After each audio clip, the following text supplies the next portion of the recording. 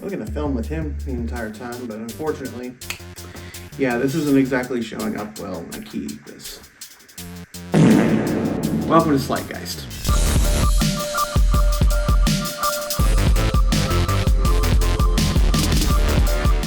One Last Scene is a multi-channel collaboration started by Nando V Movies that analyzes the final scene of a film, TV episode, or series, or any other self-contained medium. Even video games are on the table, but today I'm going to dive into the realm of... musical theater! Team StarKid is a production company that started at the University of Michigan, but is currently mostly based out of Los Angeles. To date, StarKid has made 13 staged musicals, with its most notable being the Harry Potter musical trilogy, Firebringer, and of course the Aladdin parody Twisted.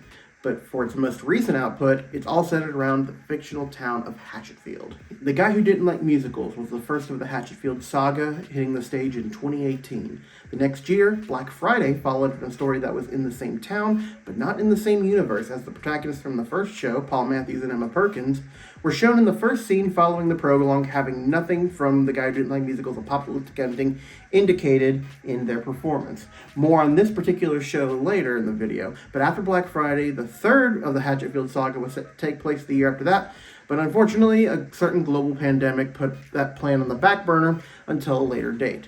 Fortunately, from that setback, we got Nightmare Time, featuring shorter stories within Hatchetfield that added to the deeper lore of the tiny town and fleshed out the characters further. With Season 1 in 2020, all the stories were performed via Zoom, but for the second season, production stepped up while still being filmed virtually for a much cleaner finished product for 2021 ticketed viewings and 2022 YouTube releases. By the way, go watch Nightmare Time Season 2. My personal favorites include Abstinence Camp, Killer Trike, and Yellow Jacket, plus I want a Season 3, damn it. Speaking of Abstinence Camp, that story served as the quote-unquote backbone for the latest stage musical, the long-awaited third installment of Hatchetfield's live musicals, Nerdy Prudes Must Die, which hit the stage in February 2023 and premiered on YouTube that October, and that's where we witnessed human forms for the entities known as the Lords in Black, otherworldly Lovecraftian monsters who were only seen as cute cuddly dolls before then. These lords were known colloquially as Pokey, Blinky, Tinky, Nibbly, and Wiggly. Which brings me to... Black Friday is about, well, Black Friday. The day after Thanksgiving, the biggest shopping day of the year. More specifically, it's about Wiggly, the newest doll hitting the shelves this holiday season, and everybody wants one. From Tom Houston, Emma's brother-in-law, who wants to try and buy the love of his son Tim after he lost his wife and Tim's mother Jane the year before, to Becky Barnes, they're in the offices of getting toys for the local pediatric hospital, to Lex Foster, who works at the toy store at Lakeside Mall in the center of this calamity, and wants to sell the doll so she, her sister Hannah, and her boyfriend Ethan Green can use the earnings to move to California. However, tensions after the store opening boil over and... as everyone beats each other to a pulp trying to secure a Wiggly. The first act ends with Ethan fatally beaten, Tom stabbed with Becky tending to him, local rich socialite Linda Monroe coaxed by a man known as Uncle Wiley to align with him in the service of Wiggly, and the President of the United States, Howard Goodman, meeting General John McNamara from PEIP. We call it PEEP. So they can combat the hysteria. What follows is the rest of them all participating in a cult that worships Wiggly as their new god and Linda as the prophet who's been chosen to bring about Wiggly's birth. Meanwhile, Goodman gets thrust into a realm called the Black and White, where he meets Wiggly, or to use the name we'd later know him as, Wigog-Yarath. Side note, stage picture here is actually brilliant. My jaw dropped the first time I saw this. McNamara enters the Black and White to make the save, but without a safety suit, he sacrifices his corporeal form. Upon return to terra firma, Goodman launches a nuclear bomb into the Black and White, only for Wiggly to send it back to Earth at a different point. There's been an explosion on the Eurasian continent. Moscow is gone, sir. After that, we return to Lakeside, where Lex is nearly killed by one of Wiggly's zealots, before McNamara appears to her and motivates her to fight back before she helps snap Tom out of Wiggly's influence so they can save Hannah and Becky from Linda and the cultists. Linda finally gets her hand on the Wiggly doll, and Becky celebrates with some shots. Then Lex takes the doll, sets it on fire, and throws it to the cultists, who fight over it and eventually burn to death. And finally, we get to our scene. Tom, Becky, Lex, and Hannah watch as Lakeside Mall burns to the ground. Paul and Emma, having heard the news about the nuclear bomb hitting Russia, hurry over to check on Tom with Tim waiting in the car. Tom vows to help Grove from losing his wife alongside Emma. Hannah drops a reoccurring joke from the previous musical. What am I supposed to do without my iPhone? Wear a watch.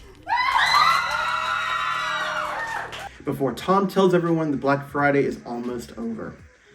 And we hear the sound of a clock ticking, a motif that we hear at the beginning of each act, the first time over the title card and the second time is basically a metronome for the song heard in the fictional movie Santa Claus is Going to High School. You know, the song we hear right before Becky Barnes admits that she stabbed and possibly killed her abusive ex-husband. This musical is all over the place and that's why it's the best. But then, we hear something we hadn't heard at all to this point. Do you all see what I see? What I know, what I see. This is jarring on two different sides. All other actors throughout the musical have sung at various points except for Kendall Nicole, the actress who plays Tim and Hannah. With her only being 15 years old when the musical had its run, and this being her StarKid debut, the expectation for her to go the entire musical without uttering a single note would have been easily predictable, meaning that her musical standout would have been dancing in the background to California, which, to be fair, had some sick dance moves. But aside from the shock value of, oh, Kendall gets to sing, it's the character that's singing. Hannah Foster. Over the course of Black Friday, Hannah's been shown to have some degree of precognition and or connections to otherworldly beings.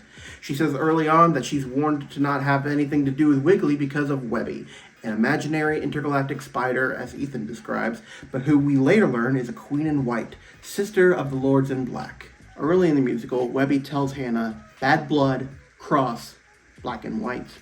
And later she's seen talking to herself saying, don't do it, 2 doors, not 1. All of these things come to pass over the course of the musical. Bad blood refers to Ethan spewing blood after getting punched in the gut. Cross refers to Wilbur Cross, or, as we're introduced to him, Uncle Wiley. Black and white, obviously the realm where Wiggly resides.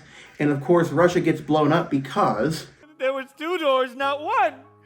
2 doors, not 1! So when at the end of the musical, with the end of Black Friday nearing, the camera pans to Hannah who sings, do you all see what I see? What I know, what I see.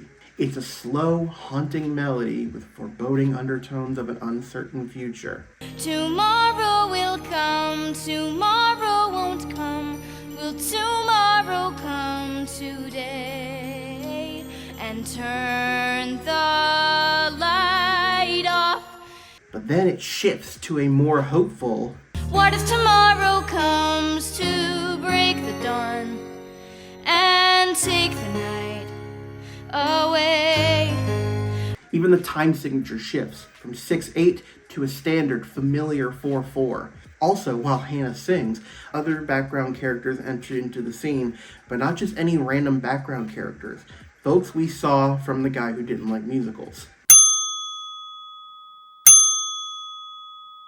Then all the other characters join in on the singing, weaving into the melody before coming together for a glorious What if tomorrow comes and takes the night away? The melodies and harmonies kick right back in as the characters come back together for another. What if tomorrow? Before that haunting 6/8 time kicks back in, along with that damned ticking noise. 15 seconds are left in the evening, and each of our main characters help us count down before 3, 2. what if tomorrow? And that's the end. All we're left with is another title card and an instrumental of the opening jingle that plays through the credits. The musical ends on that visual of the characters huddled together as something ambiguously flies overhead and the lights cutting out, as the day known as Black Friday, and likely life as these characters know it, comes to an end. Thank you for watching. If there's anything I've overlooked or underplayed, feel free to drop a comment below. All the links to the shows I've mentioned, as well as additional credits, are in the description. Feel free to drop a like and a subscribe, as I have more videos planning on coming out in the coming year, so be on the lookout for that. This has been Slightgeist.